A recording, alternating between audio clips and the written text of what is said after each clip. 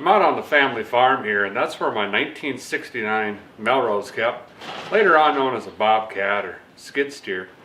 This one here has been in the family for 51 years and worked in this very barn for almost all of those. It hasn't run in many years. I'm going to try to fire it up today and clean this thing out just one more time.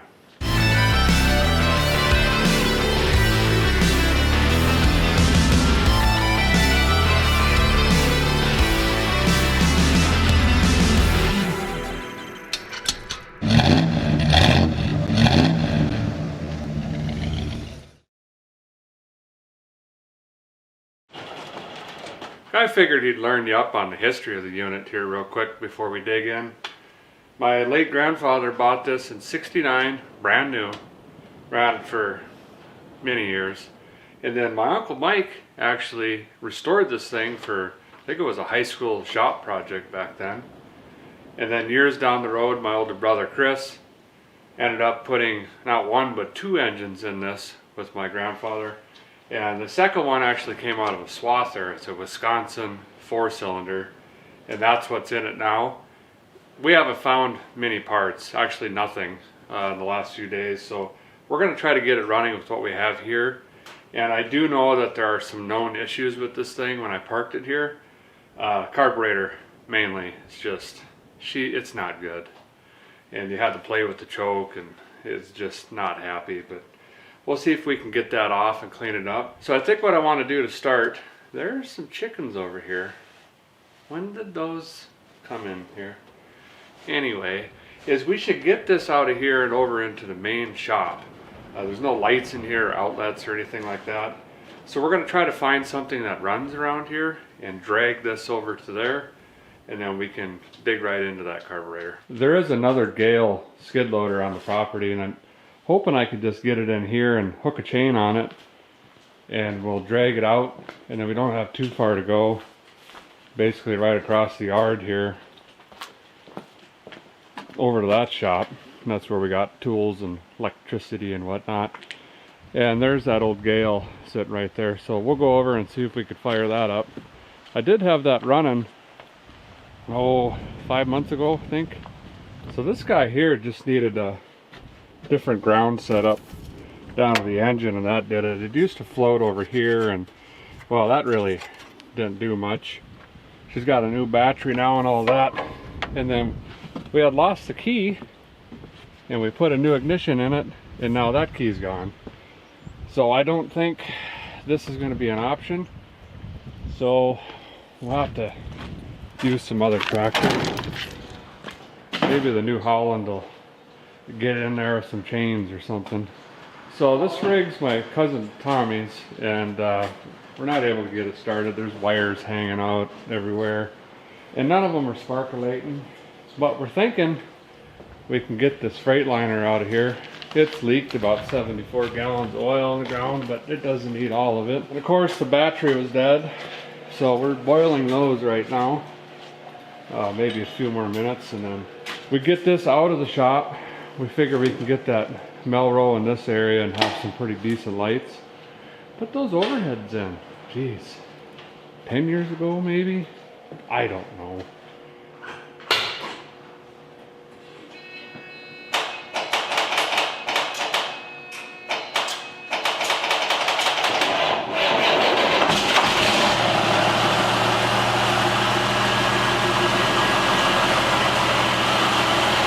Gotta be a little tight, but I think we can squeeze it out.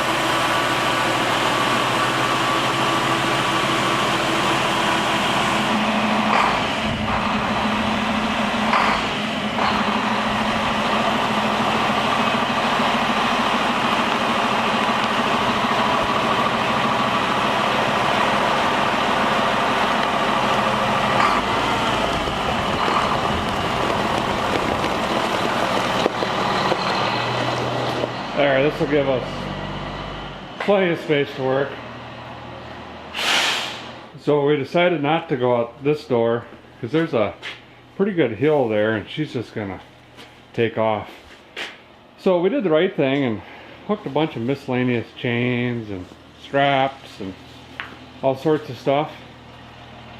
I got it rigged onto the Duramax because the bi-directional has a flat tire and the Ford won't start, and the duals are off of the 1086 over there, and the John Deere's hooked on the baler.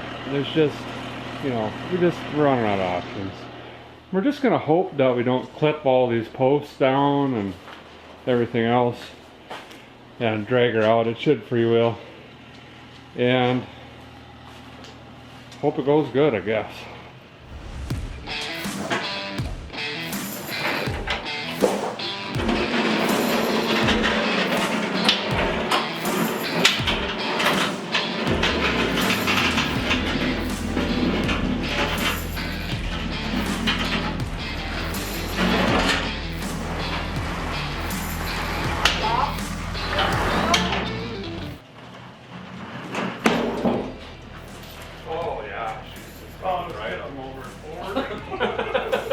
Really bad. Gotta get a little lower. It's good, yeah. I'm gonna see if we can get the bumper up and bounce a little chain on it. We're re-rigging on her. I didn't get to see it, but it sounded pretty not good. Were the wheels turning at least? Yeah, she just wanted to tip over frontwards. Alright, we'll give her another go.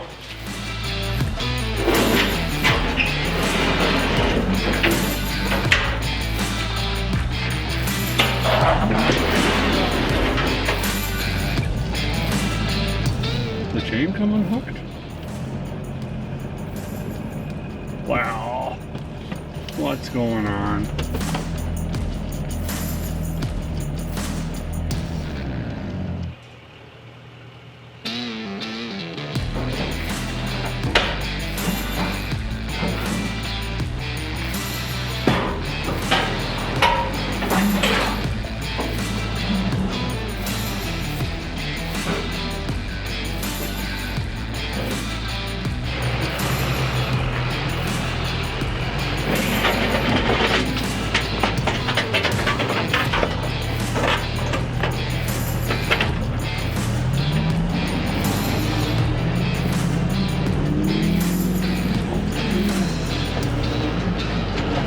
Well, my cousin called back. We think we know how to hotwire this Ford now, so we'll try to get that out, and then we're gonna just push this in the rest of the way.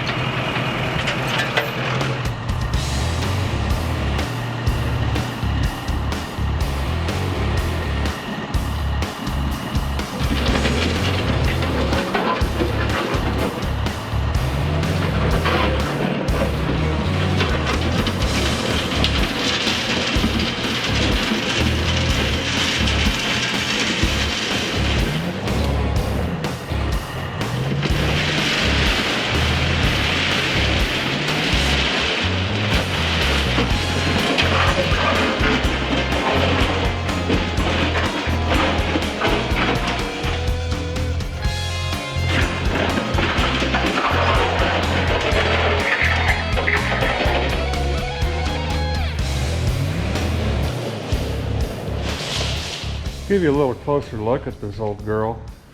These are not fun to work on. I mean, it is just jammed in here. Yeah, my grandpa actually did eventually sell this, and it ended up being to one of my older brother's friends. So I did the right thing and bought it back for way too much money. And he did some work to it. He got the high-low working, and he put a new rim on it. It was just rotted out. And I'll never forget the day I brought this back. I was excited because my grandpa and I always used to work on old tractors together and stuff. And I said, hey, I got an old piece of equipment we can restore. And he says, you did? And then I showed him the Melroe, and he kind of chuckled, and then he said, I hate that thing. I'm not gonna get rid of it. Too much history. So I think where we're gonna start is just see if we can get it to make some smoke and maybe fire a little bit. The battery's underneath the seat here, so I gotta unbolt all this stuff. I think I put an Ever Start in it like 6 or 7 years ago, something like that. And air cleaner's up here. We'll shoot some ether down there and see what happens. But the carburetor down here, it's a pain to get to, and there's a bunch of different linkages, and the governor and the throttle. And I know the carburetor needs a ton of work because I've seen that thing beat on with every tool you could imagine, including angle iron and pry bars. And that was the fix, you know. You just get back here and tickle on the fuel, make it happen, and then she'd run. And I think we'll eventually have to just take all of this mess off, pull this unit out as a whole, and then it would be easier to pop the carburetor off, which is these 2 bolts there. But first we'll get the seat off, and I'm sure we're gonna have to get the old charger later on her. I can't see nothing. Is that the right one? Where should we lose all these at now? I used to set them on the tire, and then they'd fall.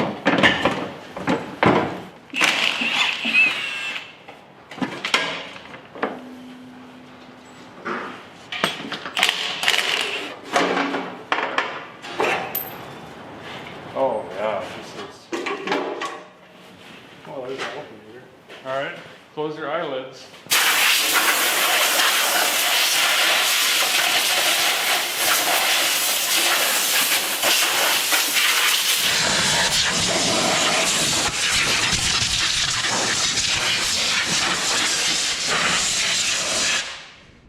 So much bird poop just everywhere.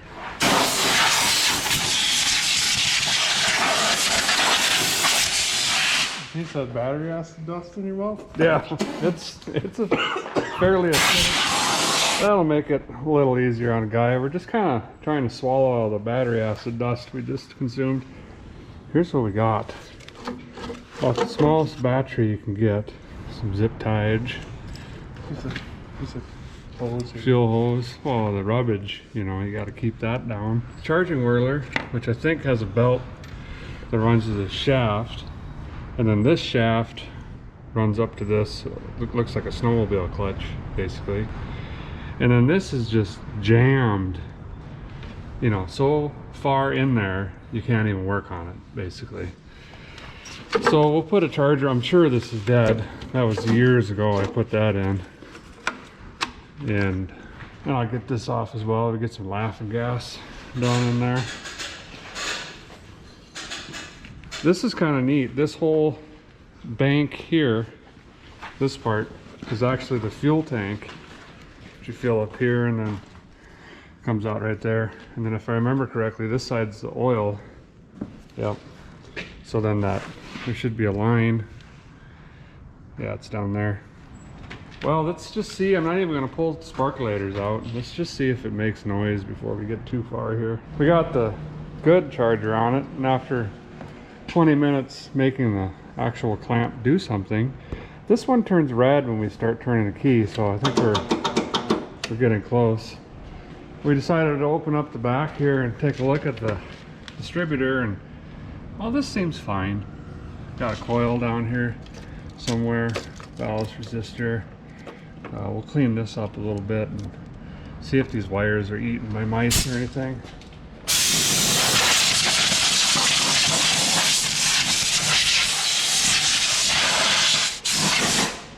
This must have been the last time they dropped the engine and they got the firing order on here. Just throw a little masking tape on there. I don't think it's going to have a spark issue, but just in case, we got this out anyway. Needed this model number, and I spent probably 20 minutes yesterday trying to look through the counterweight to see that, and instead of just taking this off and swinging the door open, so that was nice. Still don't remember where the dipstick is on this. We'll find it eventually. It's kind of a really odd engine. Well, we found it finally.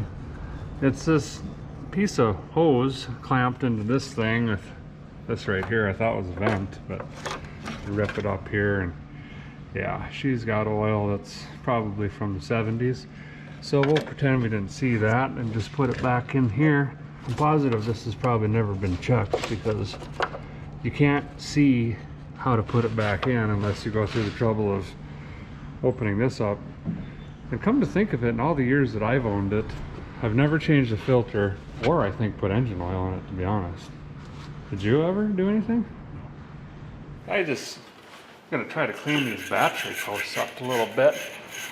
We've had it boiling for about 20 minutes and it's not working. So maybe a connection issue? Nope. Battery's bad. I can't believe I didn't disconnect it, but I think when I stored this, it was really windy and snowy that day. And I just wanted to get it over with, I think. They were really dirty. I've just been in here juicing on all of this stuff, kind of in preparation of taking it off, but noticing that a lot of the carburetor linkages are really just stuck and probably could have contributed to a lot of the issues in the past. Especially this governor rod is locked up. But it could have worked before, I just can't quite remember. Fuel filter looks fairly clean. I know that I put that in. This is the filter that I always use, but I'll probably bust some of this stuff loose too here in a second. See how the battery's doing. Nope. Still nothing. It's a really skinny one. I got some in the truck, but they're going to be too big for that. Unfortunately, I thought maybe this little one would fit, but it's still too big. Well, maybe I should take a measure stick across that actually. I don't have one though. Anybody got a tape measure around this place? Yeah. We're going to forward this fastly. This battery it's doing nothing but boiling and not turning. So we're going to do the right thing and put the wrong battery in and just bend all the brackets out of the way and take off everything that holds it in and then just jam it in there. The cables are really short, so we can't just prop it up. And then we'll see what happens. Since these Super Start batteries don't last, and that one looks fairly new, I'm going to put a Super Start battery in it. Not even close, is it? I'll be grinding those. Bubba, go grab that boat battery out of there. The one that I thought wasn't going to fit it's not fitting. No, you gotta keep jamming. Yeah. That's a premium power that wouldn't even turn over a Buick. Keep jamming. Jam down. You gotta jam down. There you go. Maybe we should reassess. Keep jamming. What needs to get bent. Keep jamming. Hold on. Oh, it's jammed in there. That's weird. Oh, it seems to be the primary hydraulic system we need to bend out of the way. I'll go get a pry bar. So, we just did the battery mod where you get a flap disc in here and just slim them up a little bit. Now we'll get it in. Maybe. Oh, it's hitting the, there's a, Is it fine? it's good enough to test on it maybe. Yeah, it's dead. Get the charger out. Where did that go now? I got updates. We're pretty near 2 hours into this and nothing's done.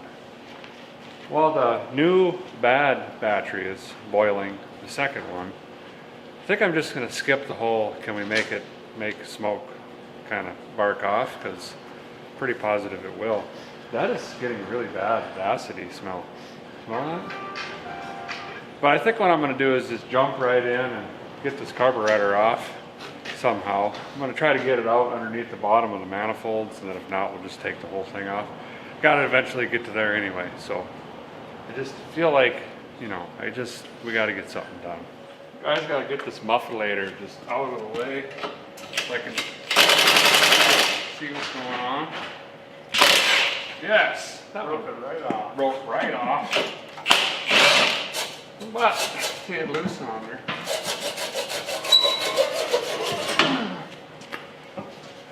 Oh, that's yeah. I gotta show you this. So that's just a pipe nipple just jammed into the manifold, and then it's clamped on. Whatever works, works. Now I can get in and break these bolts off here into the head, which will probably be not repairable. And then I'm hoping that this whole thing might come out, or we can wheel it around enough to get the choke cable and whatever all these levers and springs do.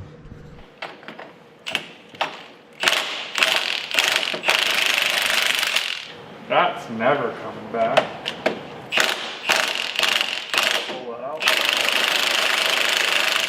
Well, 76 months later, I think we're gaining on her a little bit. Got this choke cable back here. It's just hanging on.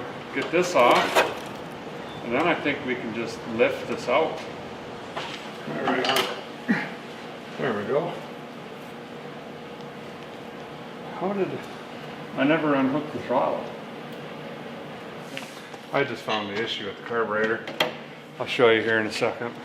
So this is what it looks like out of the rig, and it was sitting in like that, and these are the 2 bolts to get it out.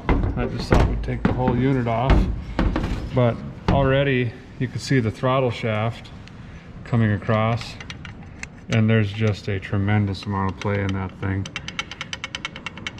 So that's why you had to just modulate on the choke a bunch, most likely, but I'm still going to take it apart and clean it up and see if I can maybe rebushing that, probably not, or find another one of these fuel make it happeners on the interwebs.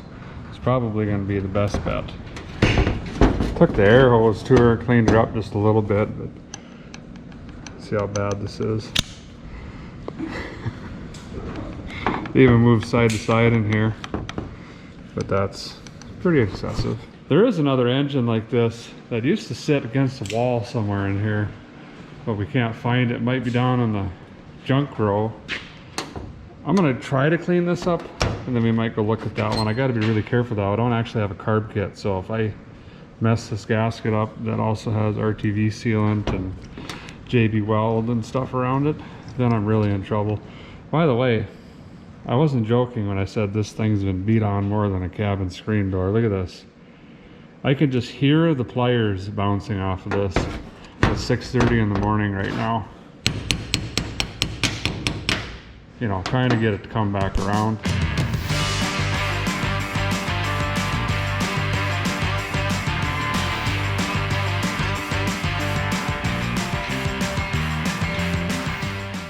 Well, I used this excellent knife from China. That's how you know they're good. And split these 2 apart. This one's clearly a new one, and I don't know why they were stacked. But if they're stacked, the bowl's gonna hang lower than it should, so then the floats are not going to be set correctly. From what I can tell, someone came in and just put a needle and seat in and just kind of threw everything else together. It's still very dirty in there. I'm going to try to back that piece out, and then same on this piece. I think I'm going to get that little guy out of there. Well, yeah, it's pretty bad actually. But this is bone dry. There wasn't a drop of fuel in the thing. Clean this up as much as we can. Pretend we didn't see this issue.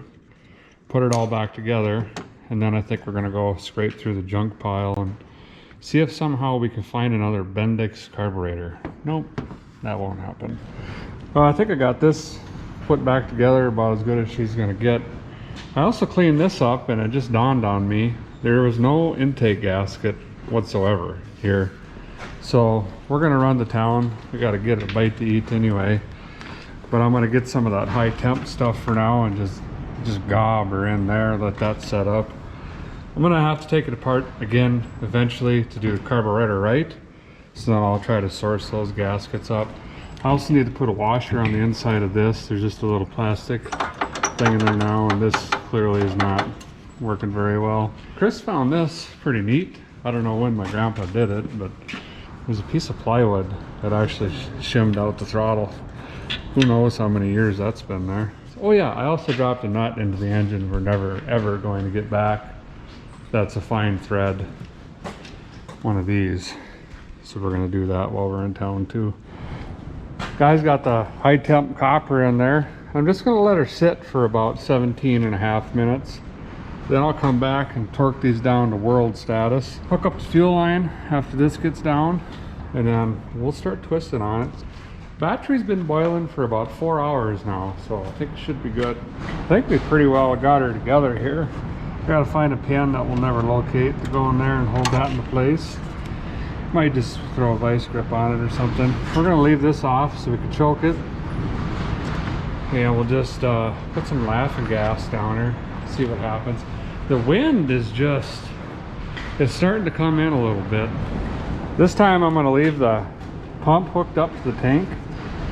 I put non-ethanol gas in here and it doesn't look that bad in the filter. I did find a little cotter key for that. So I think we're all set to rip. Test the throttle out here. Yep. Yeah, a little bit of choke.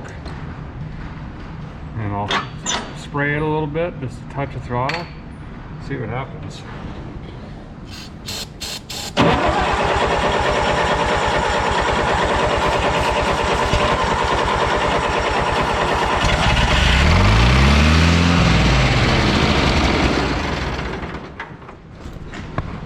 Which way is the throttle?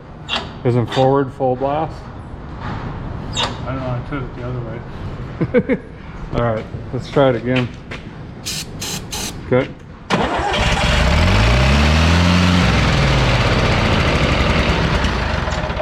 That sounds really horribly bad. Did it pump anything? It didn't pump any fuel either, did it? All right, we're gonna look this over for a minute, see if we can figure out what that knocking sound was. Yeah, we might try to prime the tank a little bit. And I think Chris is on to something. I can't remember, but I think this might be throttled down, which I thought was throttled up. This hose is leaking severely. That's good. We'll just pretend we didn't see that. But hey, it fired. It's gonna run.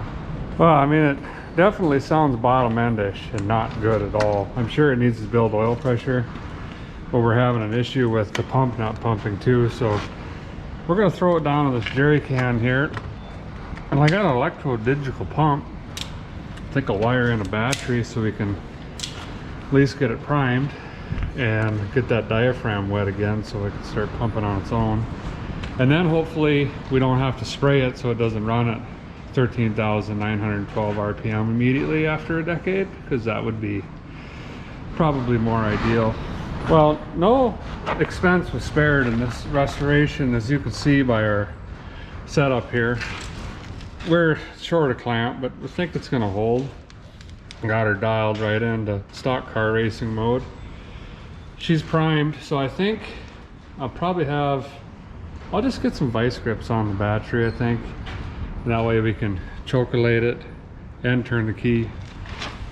We'll run some fresh gas here. There's some in the tank, but it might be too low for it to pull out of there, so that's why we decided to do it this way. This was drained out of a snowblower I got for free on the side of the road. Should be fine.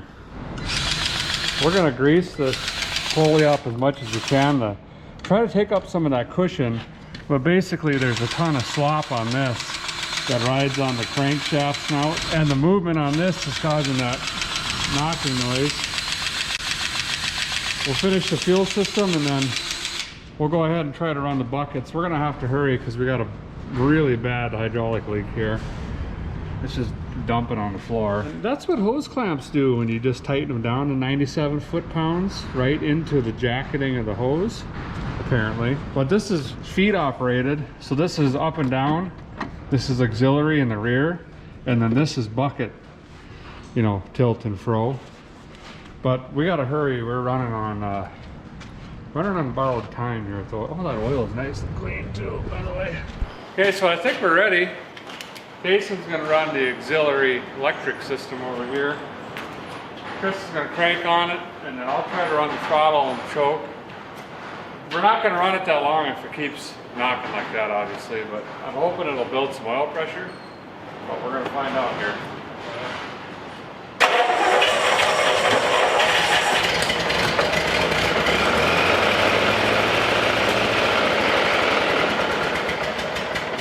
I'm gonna get the old carburetor adjuster in here and make sure that that needle isn't just stuck down.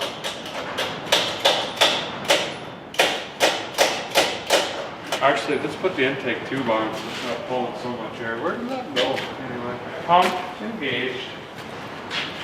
Go ahead.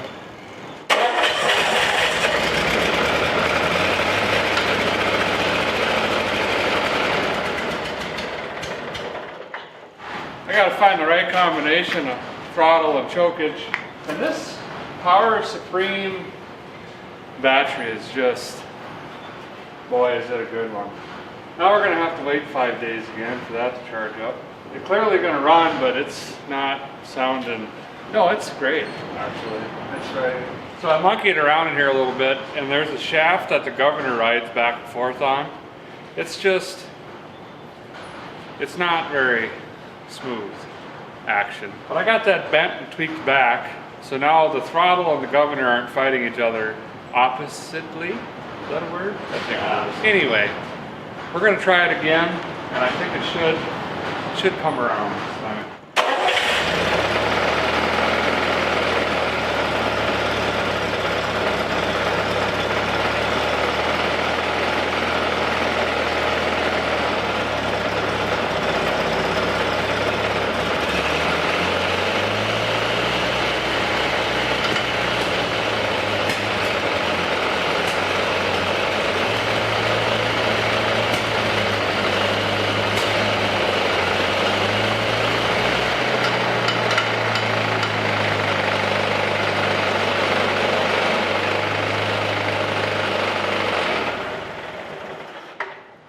So the governor's still stuck, and that's how I'm actually running the throttle.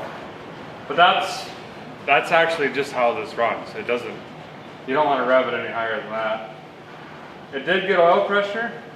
Definitely smells like burnt mouse droppings and just not good stuff. But I think we'll try to get it to run off of its own fuel system, and then we're gonna go straight to work. The belt drive pulley over here is making a racket like you can't believe. But I think there's a keeper pin or something in there.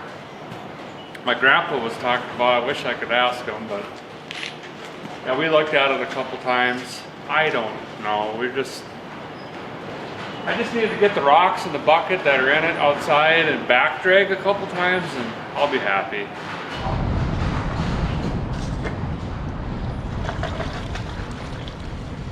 The gas is pretty clear actually for being found on the road. So this is a loader up, is blown.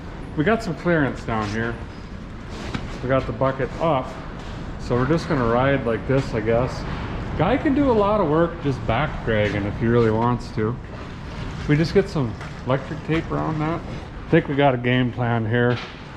We've got 419 hoses, but they're all blown or cut or wrong size or missing ends. Also older than myself. So we fixed this one, as you can see. And the plan is not to use any of the hydraulic equipment. I'm just gonna drive it around as much as I can. And then back there up on the hill, there's some bins. I'm gonna sneak it around there. There's an old flathead Ford pickup back there too. We gotta switch this battery around quick. That way the seat can come on here without burning this thing down. And we pounded this one on with a 3-pound sledge, so that should be fun getting off. And then we got a Legend. I went over to the Napa store and they had one right there. So basically we're gonna have a brand new battery and a semi kind of sort of running Melroe skid steer. That seems fine. How much gas is in that jug? You've been pouring for like 15 minutes. That's good.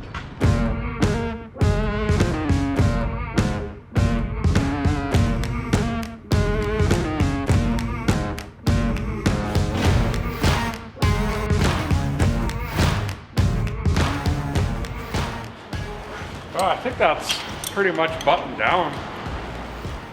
Plan is just to fire it up and I'm gonna go for it. I got maybe 70 yards to make, I think I can do it. Chris, he really went to town and just buttoned this right down. Hopefully we can make it up there before the bucket just sinks, but I could always go in reverse. Here we go.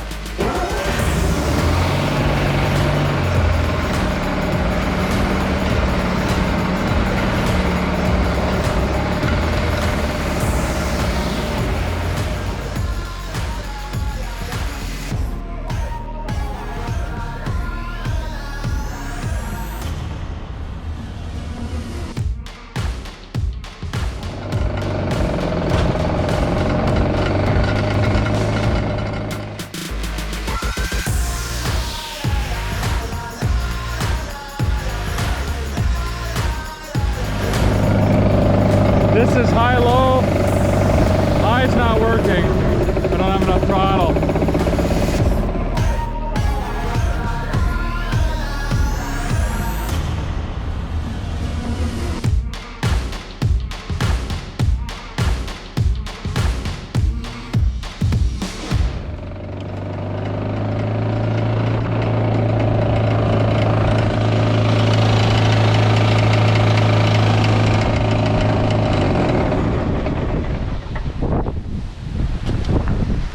Poor thing.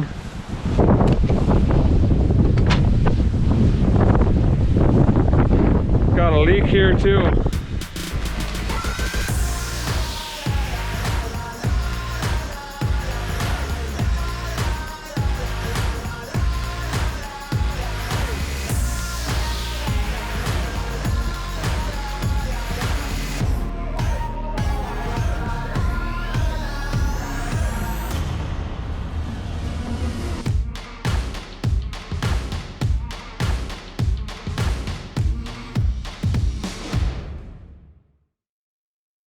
Well, the poor old girl fought the whole way, but she made it up there.